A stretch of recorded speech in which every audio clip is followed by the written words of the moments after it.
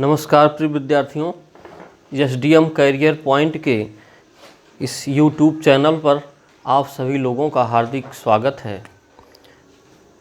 इसके पूर्ववर्ती क्लास में हमने देखा था कि हिंदी वर्णमाला में वर्ण क्या हैं और वर्णमाला क्या है।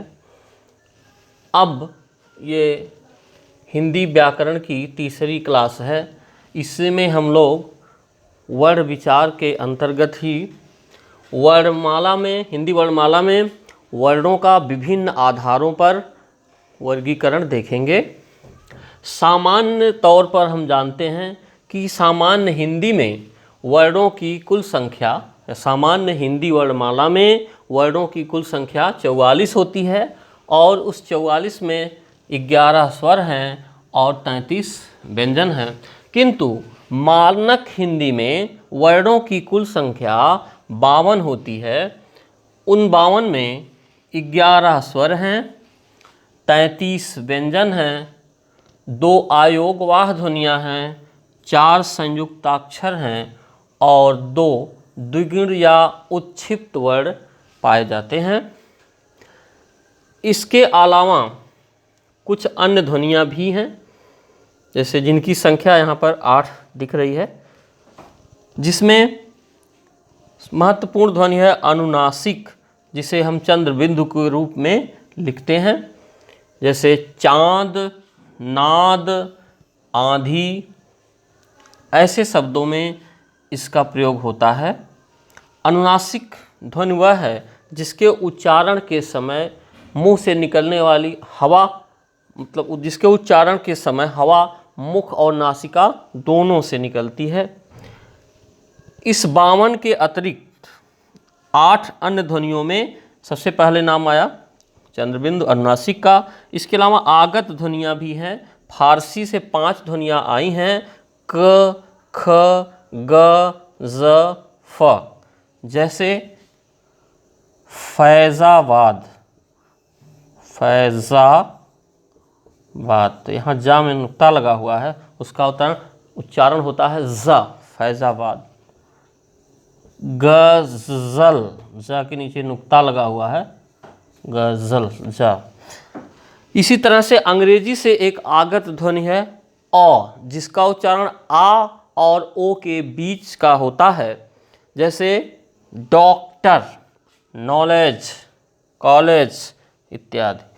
मराठी से भी एक ध्वनि आई हुई है जिसका प्रयोग अब नहीं होता है, जिसे अड़िल्य नाम दिया गया था। इस प्रकार हम देखते हैं कि कुल यहाँ पर हिंदी वर्णमाला में जो आगत ध्वनियाँ हैं और अन्य ध्वनियाँ हैं, कुल मिलाकर वर्णों की संख्या 60 हो जाती है। लेकिन सर्वमान्य मत ये है कि मानक हिंदी में वर्णों की कुल संख्या 52 है।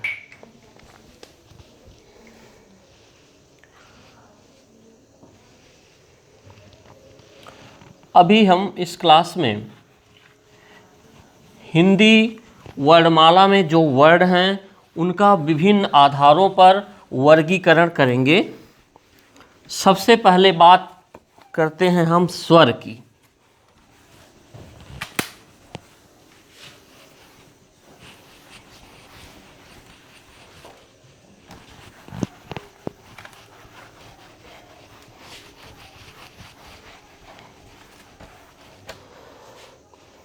सबसे पहले हम बात करते हैं स्वर की। स्वर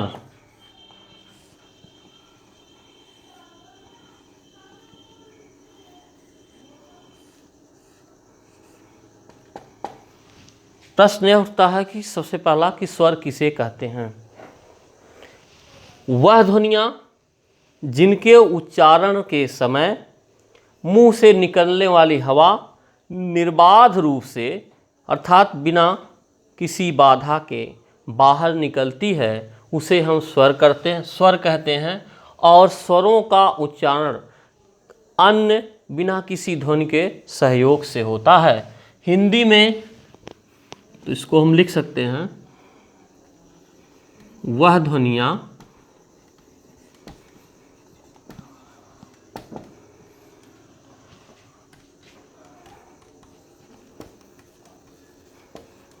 वर्ण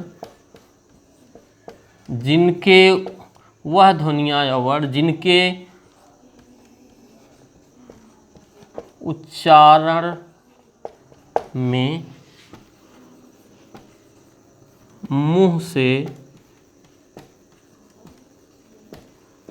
निकलने वाली वायु निर्बाध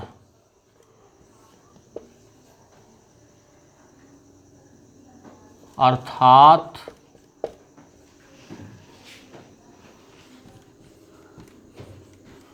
बिना बाधा के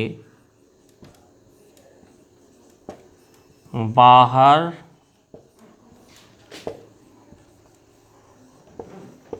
निकलती है, उसे स्वर कहते हैं।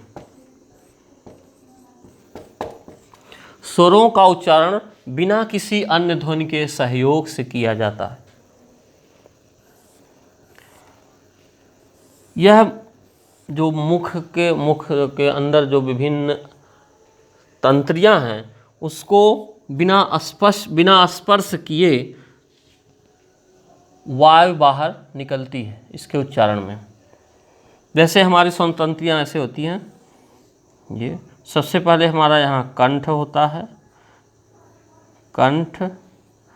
कंठ के ऊपर हम जाएं तो ताल है, ताल के आगे मूर्धा है, और उसके आगे बीच में हम देखते हैं हमारी जिह्वा होती है, जिह्वा है,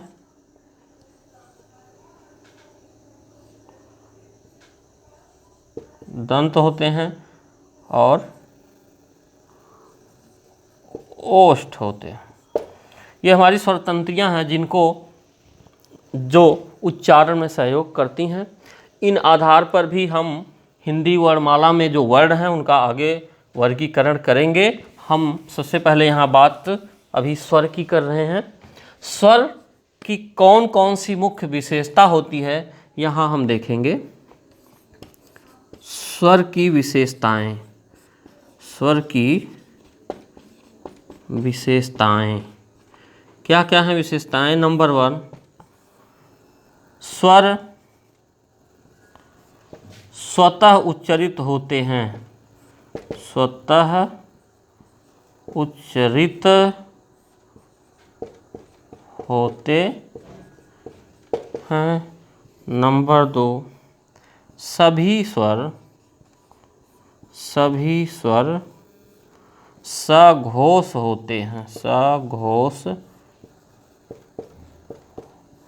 होते हैं, क्योंकि स्वरों के उच्चारण के समय एक नाद उत्पन्न होता है। नंबर 3, सभी स्वर अल्प प्राण होते हैं, अल्प प्राण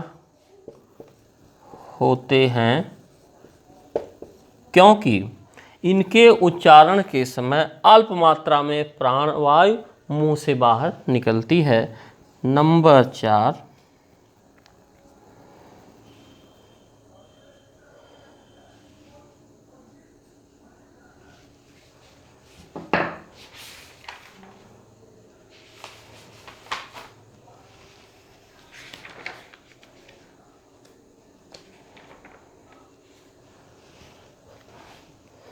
हाँ, री, एक स्वर आता है री।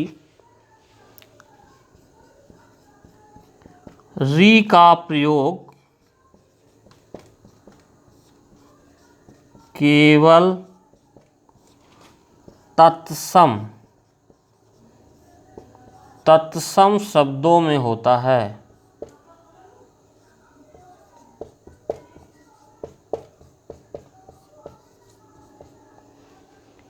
इसीलिए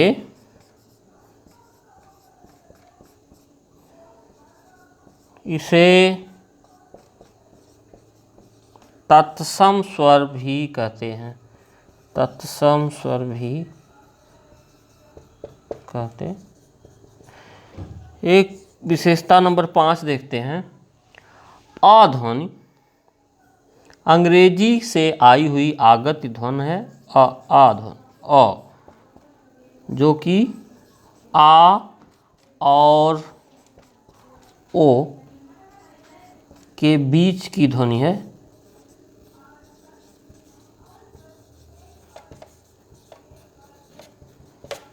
यह एक आगत ध्वनि है जिसका प्रयोग आजकल हिंदी वर्णमाला के स्वरों में होता है। अब हम बात करते हैं, इसको आप लोग देख लीजिए, स्क्रीनशॉट ले लीजिए, कि हिंदी में स्वरों की संख्या जो 11 है वह कौन कौन से हैं।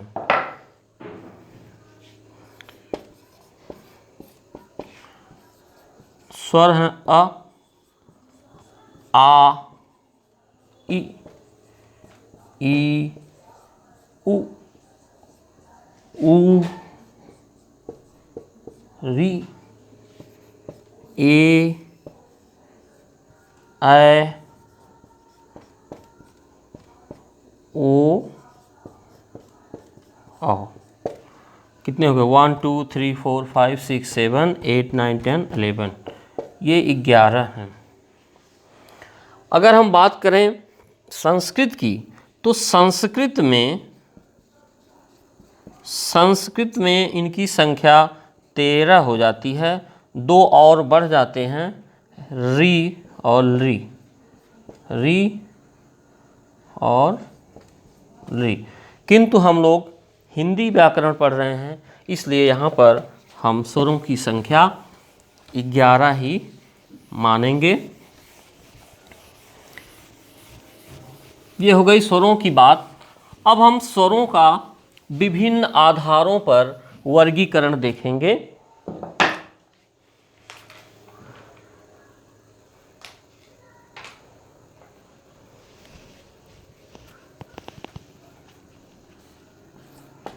स्वरों का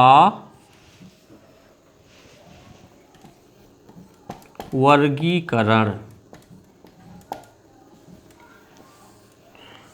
हिंदी वर्णमाला में जो 11 स्वर हैं, इनका हम विभिन्न आधारों पर वर्गीकरण करते हैं। नंबर फर्स्ट है उच्चारण।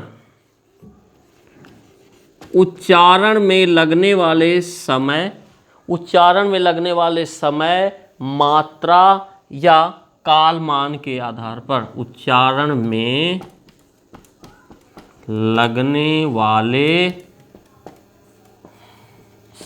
समय या मात्रा, स्वरों के उच्चारण में जो समय लगता है उसे हम मात्रा भी कहते हैं, या कालमान भी कहते हैं। इसे काल मान के आधार पर,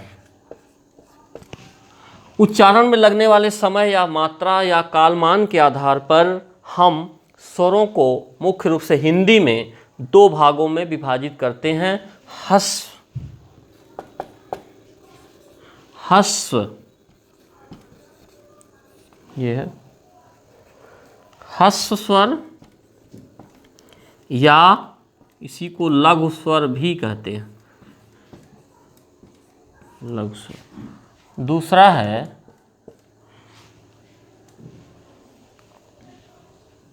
दीर्घ स्वर।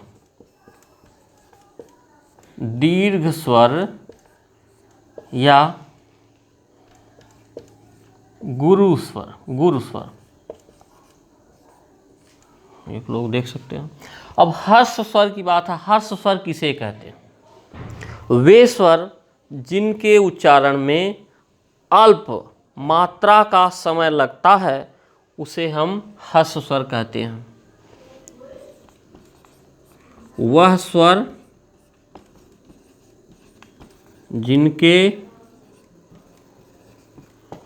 उच्चारण में एक मात्रा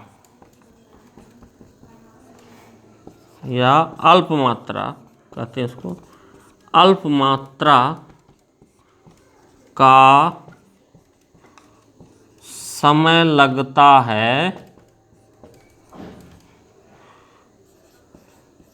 उसे ह्रस्व स्वर कहते हैं, उसे ह्रस्व स्वर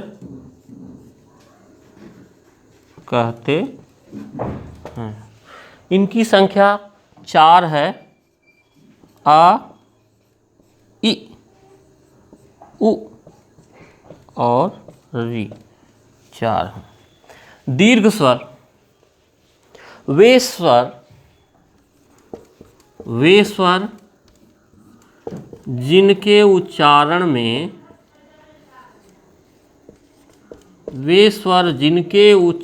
में दो मात्रा, मतलब ह्रस्व स्वर की तुलना में दुगुना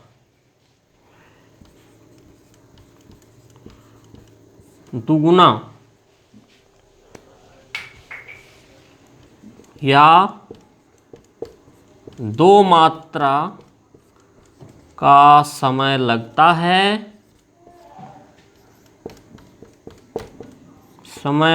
है, उन्हें दीर्घ स्वर कहते हैं, उन्हें दीर्घ स्वर या गुरु स्वर कहते हैं। इनकी संख्या है 7। कौन कौन से? आ, ई, ऊ,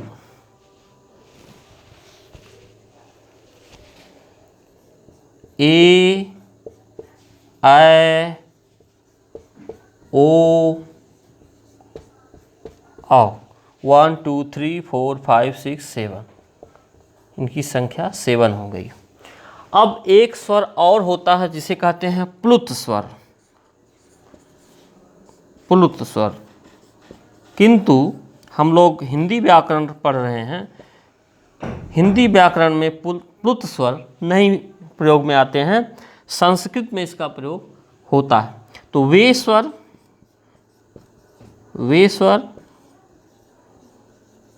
जिनके उच्चारण में 3 मात्रा का समय लगता है, 3 मात्रा का समय लगता है, उन्हें प्लुत स्वर कहते हैं, उन्हें प्लुत स्वर कहते हैं। जैसे ओम,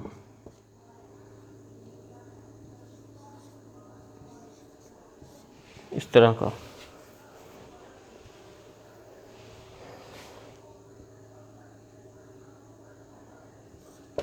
इसमें प्लुत स्वर का प्रयोग दिख रहा है, इसको सब लोग लिख सकते हैं या स्क्रीनशॉट ले सकते हैं। अब हम आगे दूसरा वर्गीकरण करते हैं स्वरों का।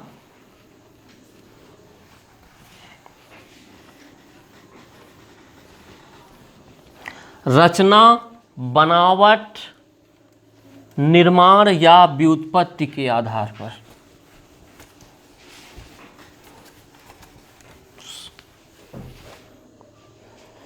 वर्गीकरण नंबर दूसरे प्रकार का है, रचना, निर्माण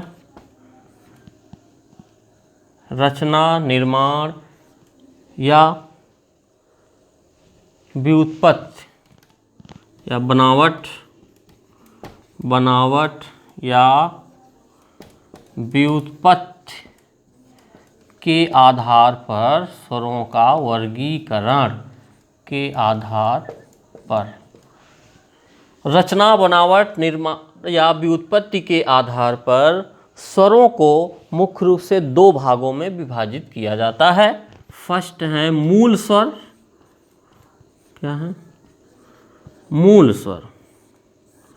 अब मूल स्वर वे स्वर हैं जो अपने आप में स्वतंत्र हैं, जिनका निर्माण किसी अन्य स्वर के योग से नहीं होता है। वे स्वर जो अपने आप में स्वतंत्र हैं,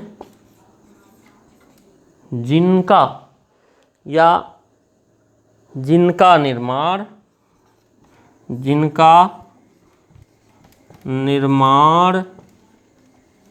किसी अन्य स्वर के सहयोग से नहीं होता, किसी अन्य स्वर के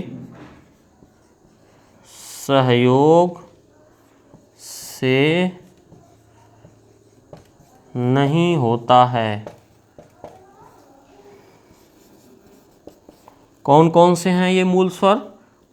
अ, इ, उ, री।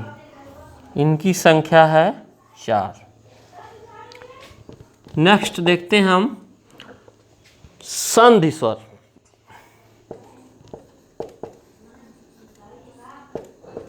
संधि स्वर कौन होते हैं? वे स्वर जो दो स्वरों के मेल से बनते हैं। संधि वे स्वर जो दो स्वरों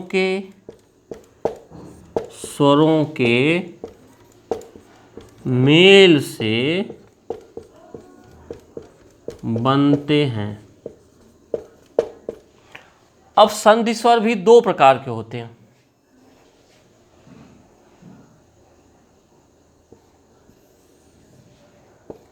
पहला सम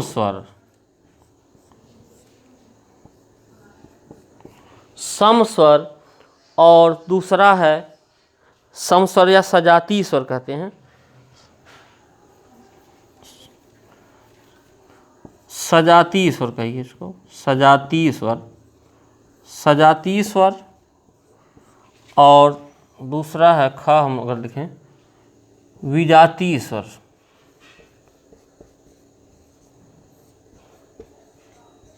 अब सजातीय स्वर कौन है? वे स्वर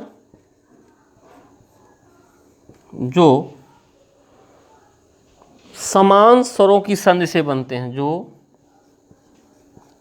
समान स्वरों की संधि से बनते हैं। कौन कौन से हैं जो समान स्वरों के मेल से बनते हैं? देखते हैं। अ धन अ बराबर आ, इ धन इ बराबर ई,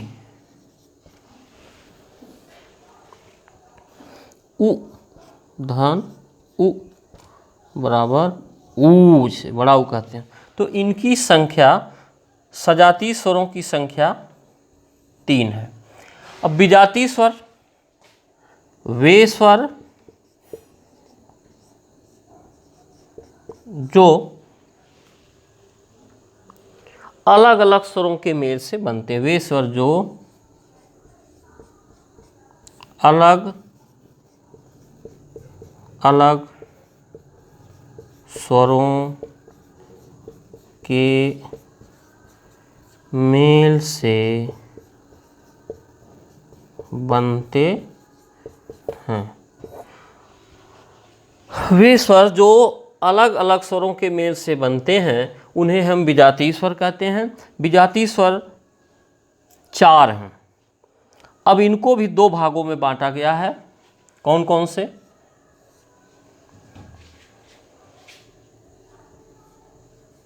गुण स्वर और दूसरा है वृद्धि स्वर। वृद्धि स्वर या मिश्रित स्वर। इधर देखते हैं। अब गुण स्वर कौन है? गुण स्वर। गुण स्वर दो हैं। नंबर 1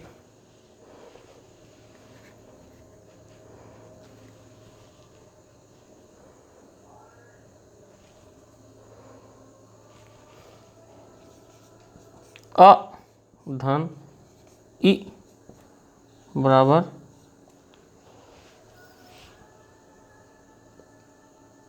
उ, और अ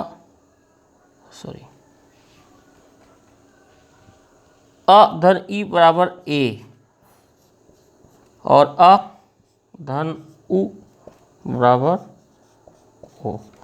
ये दो हैं गुण स्वर। और दूसरा इसमें होता है वृद्धि स्वर या मिश्रित स्वर। वृद्धि या मिश्रित स्वर। अ धन ए बराबर आय, अ धन ओ बराबर अ। इनकी भी संख्या कितनी है? 2। इस प्रकार हम देखते हैं कि सजातीय स्वरों की संख्या 3 है। अ और अ से बनने वाले आ, ई से बनने वाले ई, उ और उ से बनने वाला उ। और विजातीय स्वरों की संख्या 4 है, जिसमें से 2 गुण स्वर हैं जिनका प्रयोग गुण संधि में होता है। अ धन ई बराबर ए और अ धन उ बराबर ओ। और 2 वृद्ध या मिश्रित स्वर हैं जो अ और ए से बनते हैं, आय और अ धन ओ बराबर औ, जिनका प्रयोग हम लोग वृद्ध स्वर संधि में करते हैं। इस प्रकार हमने दूसरे प्रकार का वर्गीकरण देखा कि रचना, निर्माण या व्युत्पत्ति या बनावट के आधार पर हिंदी वर्णमाला के स्वर कितने प्रकार के होते हैं। इसको आप लोग स्क्रीनशॉट ले सकते हैं। अब हम लोग नेक्स्ट वर्गीकरण देखेंगे तीसरे प्रकार का।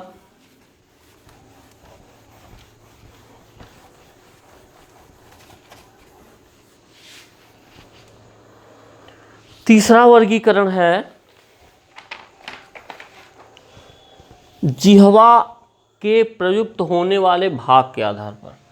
तीसरा वर्गीकरण है जिह्वा यानी जीभ, जिह्वा के प्रयुक्त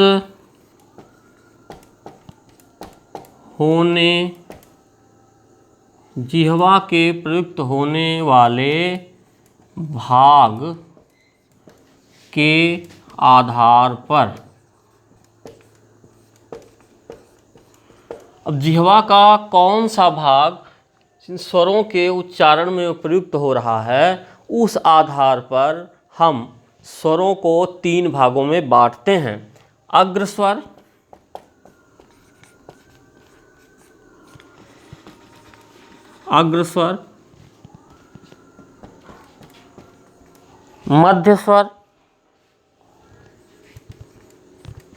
मध्य स्वर और तीसरा है पश्च स्वर।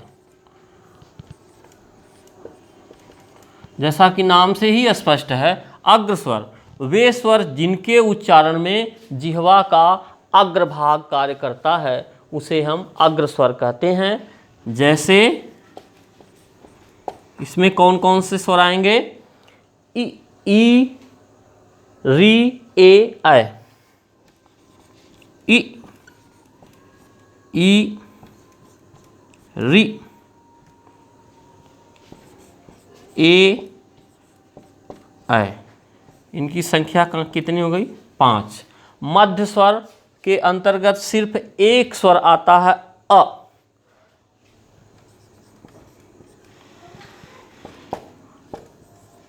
मतलब मध्य स्वर वह स्वर है जिसके उच्चारण में जिह्वा का मध्य भाग क्रियाशील होता है या जिह्वा का मध्य भाग प्रयुक्त होता है। पश्च स्वर वह स्वर इसके अंतर्गत आते हैं जिसके उच्चारण में जिह्वा का पश्च भाग प्रयुक्त होता है। अब पश्च स्वर के अंतर्गत कौन कौन से आते हैं? इसमें वह स्वर आते हैं जो लिखने में तीन जैसे होते हैं। जैसे इसके अंतर्गत कौन आते हैं? आ, उ, ऊ, ओ और आओ।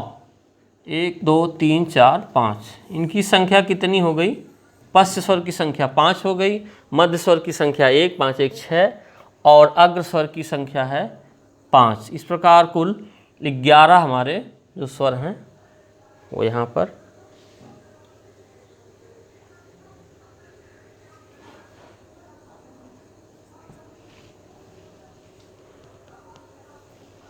पर ये री है। और एक अंग्रेजी से आगत ध्वनि है अ को भुयी पश्च स्वर के अंतर्गत रखा जाता है, इसको भी ध्यान रखिए। अब चौथे प्रकार का वर्गीकरण हम करते हैं ओष्ठ या मुखाकृति के आधार पर। किसके आधार पर? ओष्ठ या मुखाकृति के आधार पर। ओष्ठ या ओष्ठों, ओष्ठों या मुखाकृति, ओष्ठों या मुखाकृति के आधार पर, ओष्ठों या मुखाकृति के आधार पर हम हिंदी के जो स्वर हैं उनको दो भागों में विभक्त करते हैं। सबसे पहला है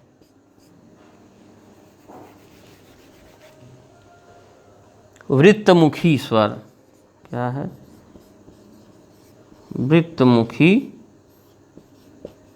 स्वर, या इसी को वर्तुल स्वर भी कहते हैं, या इसी को वृत्ताकार स्वर भी कहते हैं। वे स्वर जिनके उच्चारण के समय हमारे ओष्ठ वृत्त की आकृति धारण करते हैं, जो हमारे ओष्ठ हैं वो वृत्त जैसी आकृति ग्रहण करते हैं, उसे हम क्या कहते हैं? वर्तुल या वृत्तमुखी स्वर कहते हैं। वे स्वर लिख सकते हैं, वे स्वर जिनके उच्चारण में ओष्ठ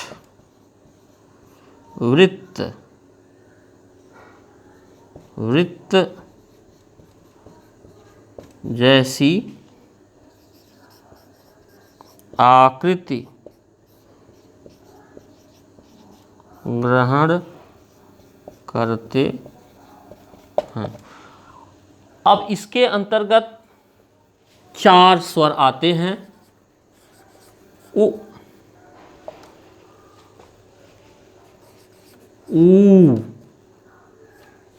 ओ, आओ। इनकी संख्या कितनी हो गई? 4। आवृत्तमुखी स्वर, दूसरे प्रकार का वर्गीकरण, दूसरा प्रकार जो है ओष्ठों की आकृति के आधार पर स्वरों का प्रकार, वह है आवृत्तमुखी। आवृत्तमुखी या आवृत्ताकार या आवृत्ताकार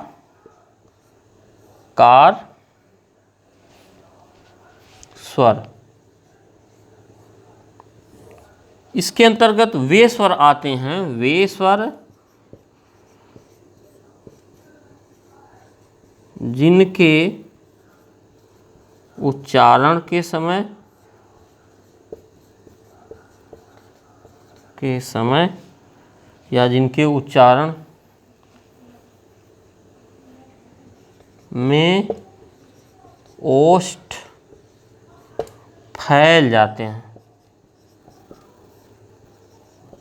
अर्थात वृत्ताकार नहीं होते हैं, फैल जाते हैं।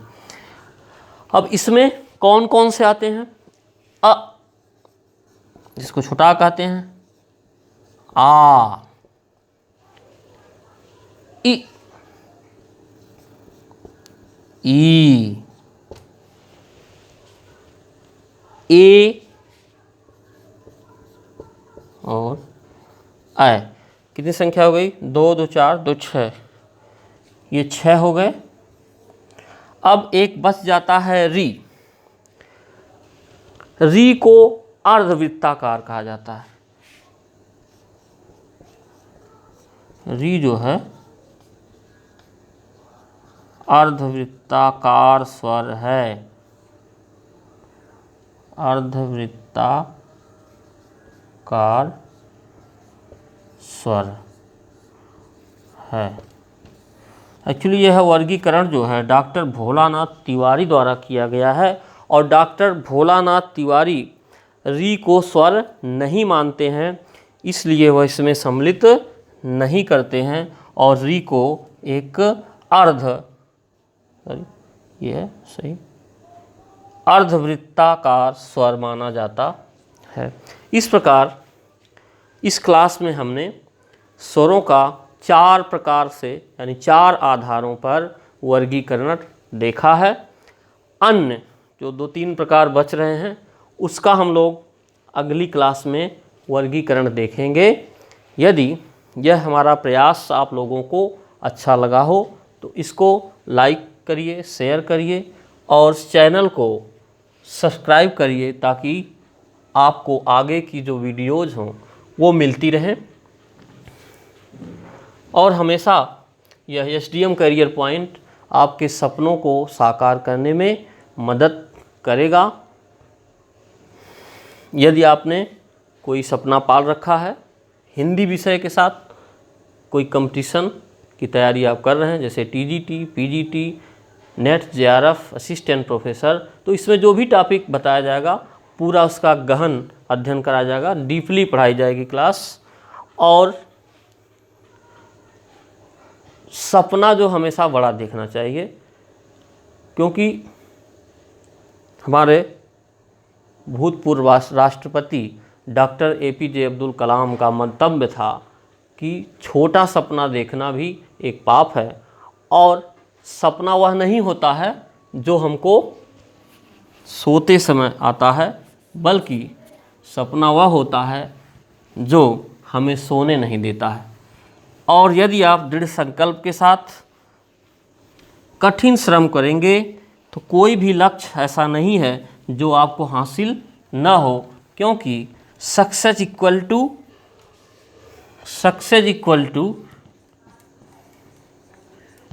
effort of determination, success equal to effort of DETER,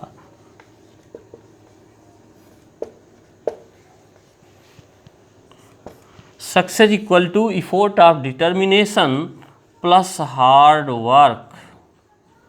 तो यदि आपने कोई सपना पाल रखा है तो उसमें आपका ये SDM करियर पॉइंट सदैव आपकी मदद के लिए तैयार है, और इसमें आपको फिर ज़रूरत है कि हौसलों के साथ आगे बढ़ने की।